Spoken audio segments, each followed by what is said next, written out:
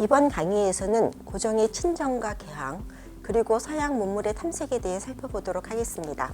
성년이 된 고종은 대원군의 섭정을 거부하고 직접 통치하는 친정 체제를 구축했습니다. 이 일로 국정 운영이 변화되었는데요. 특히 국방 정책이 크게 전환되었습니다. 고종은 제래병법을 대체할 새로운 군사 체제를 수용하려 했습니다. 군사 훈련 방식을 바꾸고 병영 체제를 전환하는 한편 이 체제에 맞는 새로운 무기들로 전환하려 했지요. 이 사업을 대원군이 책을 통해 시도했다면 고종은 직접 근대 무기 생산 현장을 대면하고 학습해 무기 기술을 도입하려 했습니다.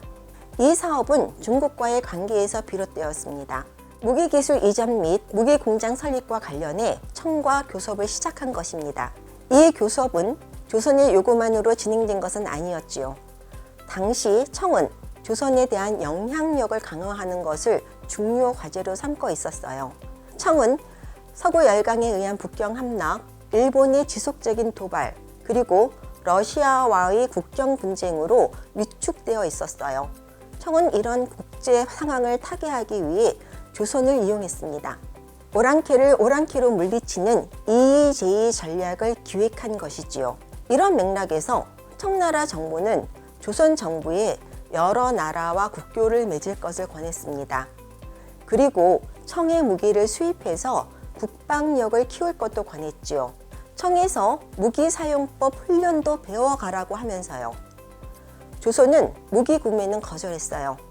대신 무기를 만드는 방법을 가르쳐 달라고 했지요. 그리고 서양 여러 나라와 수교 맺는 방식도 의논했어요. 적어도 1880년 직전까지는 청은 이의제의를 기본으로 하는 대조선 정책이 추진된 셈입니다. 이런 기조 속에서 무기 기술 이전과 관련한 구체적인 사업이 진행되었습니다.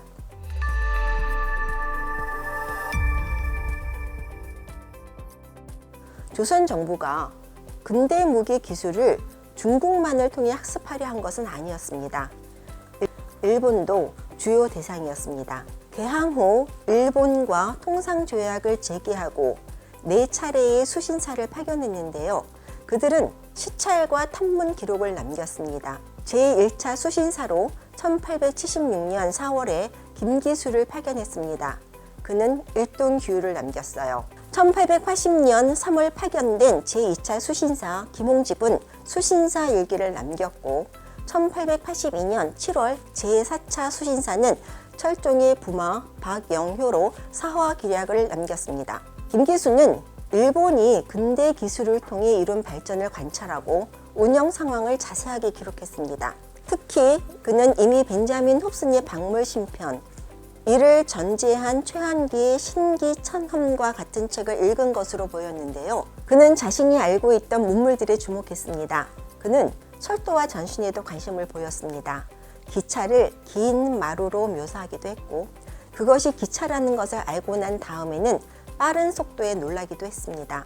그가 일본에서 본 전신은 모스 전신으로 그 빠른 속도에 전신의 속도와 정확성에 품었던 의심을 버리기도 했습니다.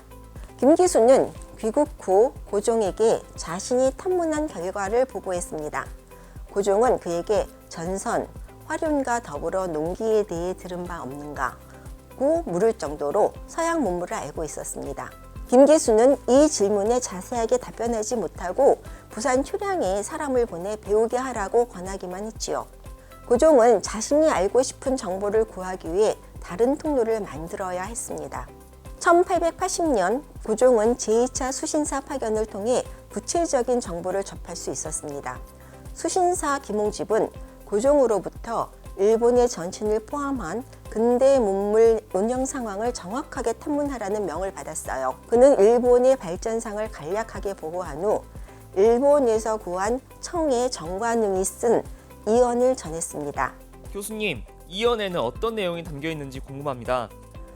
이언은 정관웅이 서양을 유람하면서 본 다양한 근대 기술과 특징, 운영의 득과 실을 자세하게 서술한 책입니다. 철도와 전신의 예를 살펴볼까요? 장황하게 설명했지만 결론은 철도와 전신이 있는 자는 승리하고 없는 자는 패배한다는 것이지요. 또 평화로울 때는 철도에 의한 신속한 수송, 전신에 의한 빠른 정보 소통으로 무역에서 큰 이득을 얻을 수 있다고 지적했습니다. 고종은 이언을 정부 관료들은 물론 전국의 유학자들이 읽을 수 있도록 배포했습니다. 그는 그들이 이 책을 읽음으로써 정부가 추진하려는 근대 문물 도입의 의미를 인식하고 지지할 것으로 기대했습니다.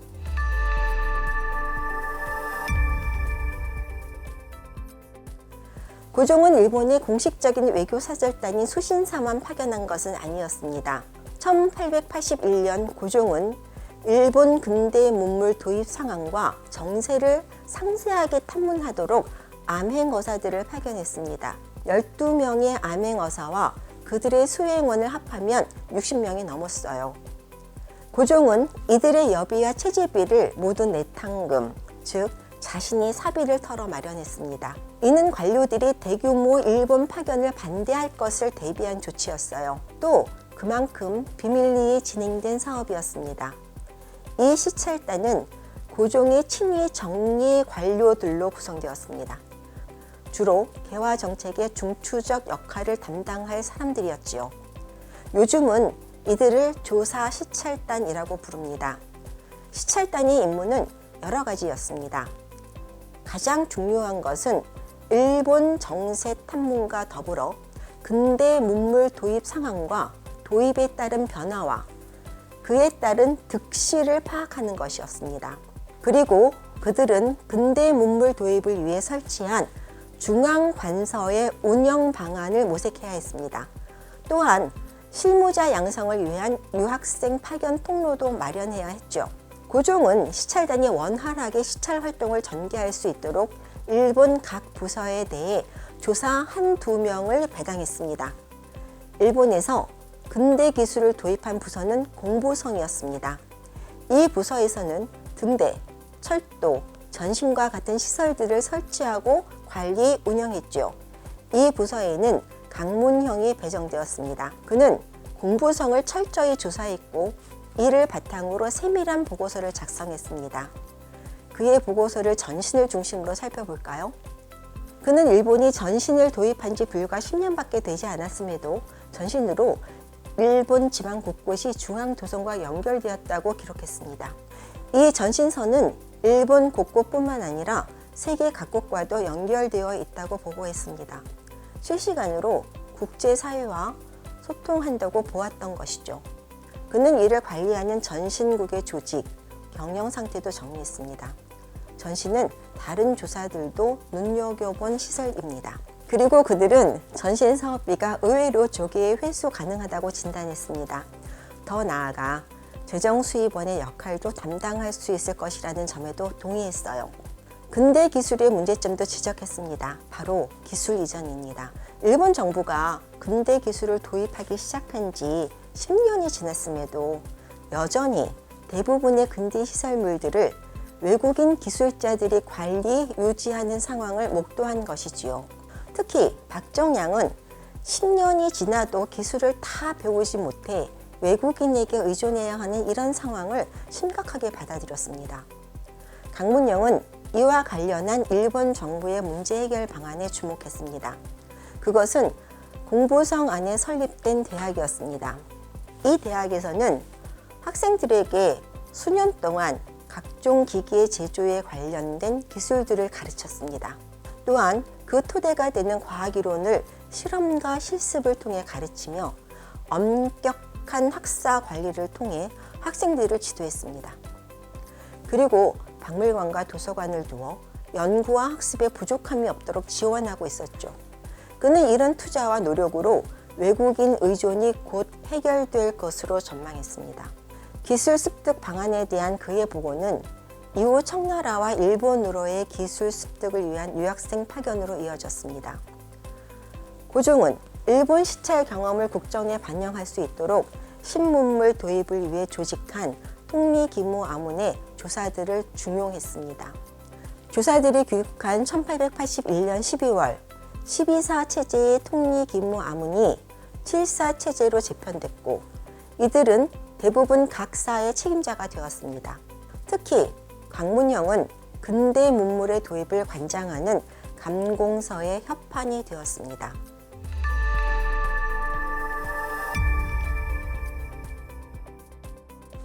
고종이 조사시찰단에 부여한 임무 가운데 하나는 도입이 시급히 요청되는 분야를 담당할 유학생 파견 통로를 마련하는 일이었습니다. 이 작업의 일환으로 조사인 김용원이 화학을 배웠고 어윤중은 수행원 4명을 유학시켰습니다.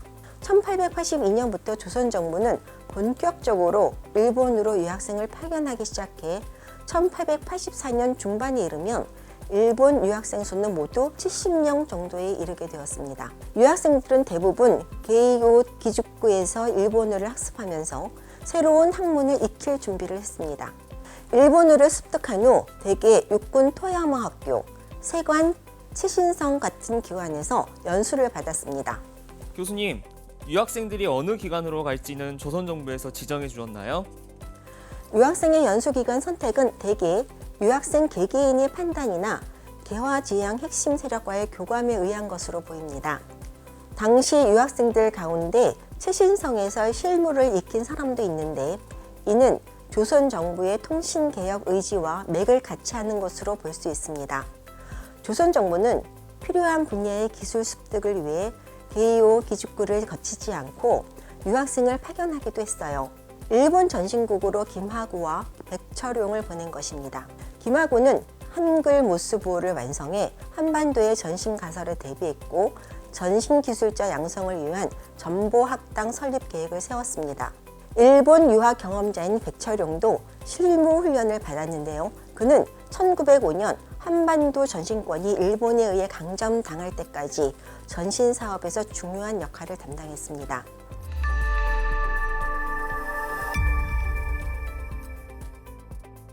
조선 정부는 미국 탐방 기회도 마련할 수 있었습니다. 1883년 미국에 견미 사절단을 파견한 것인데요. 조선 정부는 이 기회를 통해 서양 문물을 본산지에서 직접 관찰하게 되었습니다. 그들은 승강기와 같은 전기시설과 전신시설은 물론이고 대륙 횡단 열차, 거대한 농장의 운영, 목축 방식, 산업 박람회 등을 목격했지요. 이 사절단의 부전권 대사였던 홍영식은 통신시설에 관심이 많았다고 합니다. 그는 미국 국무장관의 눈에 띌 정도로 열심히 서부연합 전신국과 뉴욕 우체국 같은 통신시설을 시찰했다고 합니다. 미국 정부는 조선 견미 사절단이 귀국하면 미국의 우편제도를 모방하여 조선에도 통신제도를 수립할 것을 권고하기도 했다지요. 다음 강의에서는 조선의 부국강병과 유정척사 그리고 동도서기에 대해 알아보도록 하겠습니다.